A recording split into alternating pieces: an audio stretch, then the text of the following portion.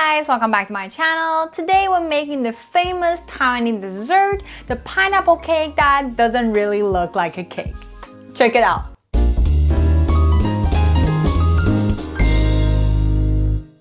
I can't believe it's almost 2023 already. Today I want to make a special dessert that I can bring to the New Year's party. And as a Taiwanese, the first thing I think of is definitely the pineapple cake.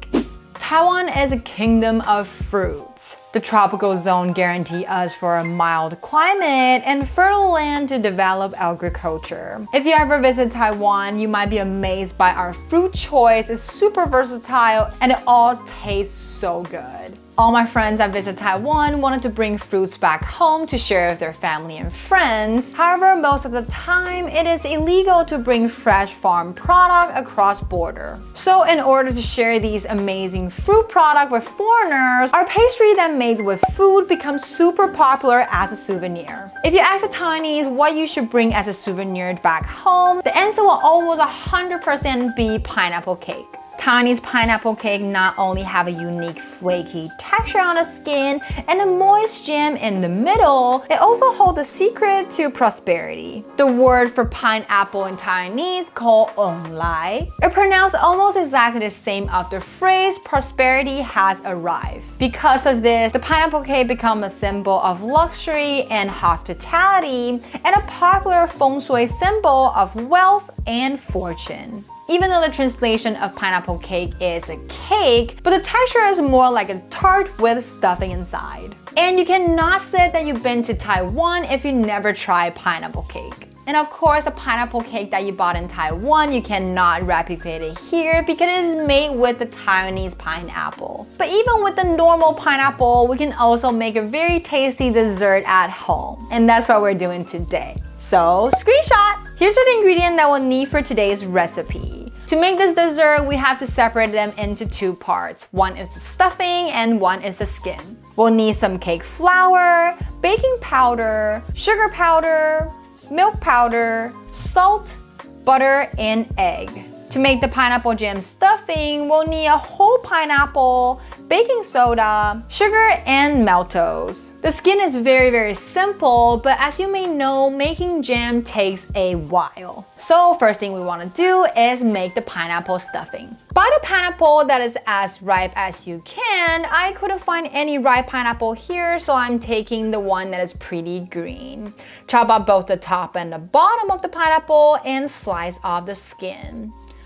Unlike most other fruit, pineapple seeds are grown on the surface. So to remove them with a better texture stuffing, we'll need to use a small knife and slide them off in a diagonal angle. Don't worry about how pretty the carve look, but just try to remove as much seeds as you can. Now when that's done, slice them into half. The bottom part is too fibery, so we'll cut them off and then slice them into slices. And then shreds. We want to still be able to see solid pineapple shreds in the jam for better texture, so only chopping them can remain the texture. Shredder won't work because pineapple is pretty soft, and a blender will destroy that as well.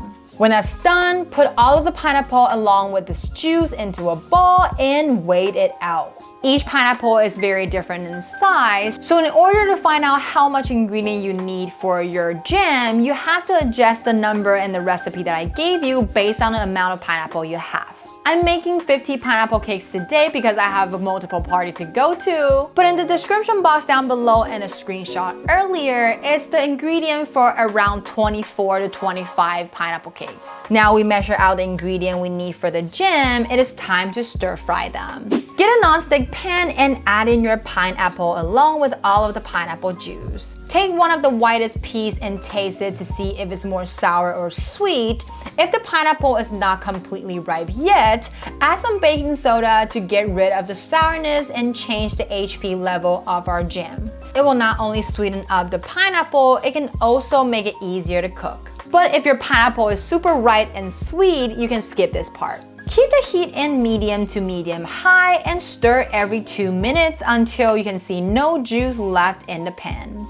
This process might take a while, depends on how much pineapple you have. As long as there's water content inside the pan, you don't need to worry about burning. And remember to use a non-stick pan. The drier the ingredients get, the more often you need to stir them. Now you can see when you scoop up the pineapple and there's not much juice left on the bottom, you can add in your sugar. When you just add in your sugar, you'll see it waters up again. Just be patient and keep on stirring till again, almost dry on the bottom. By now, the color of all pineapples should be very similar, and you can start to see the color darkening over time. If you spot some seed that is left in the jam, now is the time to pick them out. When most of the liquid has evaporated, you want to turn the heat to medium-low, and then you can add in your last ingredient, maltose. Maltose can solidify the jam in room temperature and also add more sweetness and color into it. When the maltose just melted, you'll see more liquid coming out again. Just do what you've been doing before, keep stirring until you reach this consistency.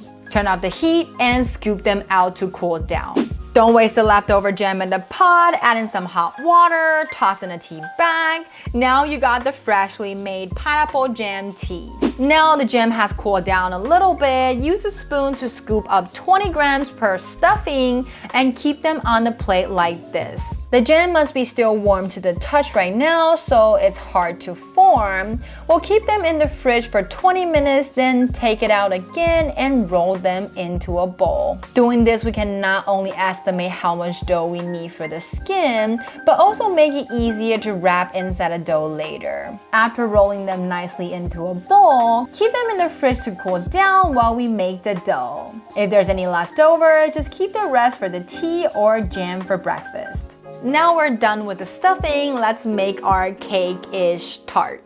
Take the butter out of the fridge and dice them into half-inch cubes.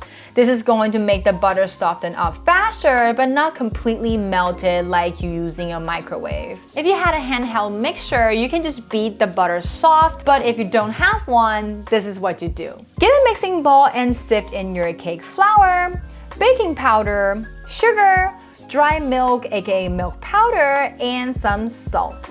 Toss your butter cubes in evenly so they're not sticking back together, and then use your finger to smush them into flakes with the powder. When butter is cut into small pieces and covered with the powder, it is very easy to use your hand worms to smoosh the tiny cube into flakes.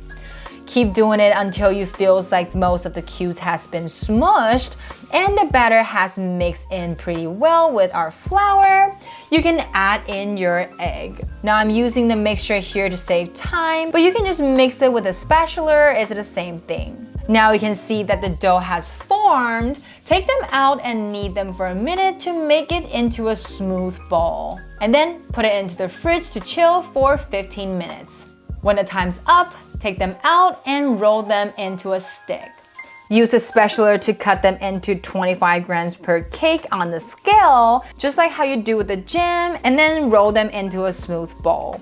Now all the ingredients are ready, you can preheat your oven to 180 Celsius or 355 Fahrenheit and we can start wrapping. Take a bowl of dough and press it flat. The pineapple cake dough is super soft, so it is very easy to shape and you don't need to worry about the dough cracking. Put the stuffing in the center, close it up on the top, and roll them gently again back into a bowl. Put it on a tray and repeat. The traditional Taiwanese pineapple cake is made with a rectangle-shaped mold, but with or without the mold, the taste is exactly the same. So there's really no need to shape them, but just a bowl will do. When they're done, bake them in the preheated oven for around 20 to 25 minutes with double layer tray to prevent the bottom from coloring too fast. And done! The Taiwanese pineapple cake is ready. Wow, look at this. The typical pineapple cake golden color. The skin is flaky but moist. The jam in the center is perfectly sweet, sticky yet not too heavy. It is a perfect snack to pair with some hot tea and hot cocoa on your New Year's party. Enjoy! Thank you for cooking with me to the end. Let me know if you like this recipe by giving this video a thumbs up. It's only gonna take you a second, but it means a lot to me. I make videos on YouTube every Monday and Thursday, so remember to hit that bell and you'll never miss out. Last but not least, don't forget to subscribe on my channel if you haven't already, and I'll see you in the next one. Bye!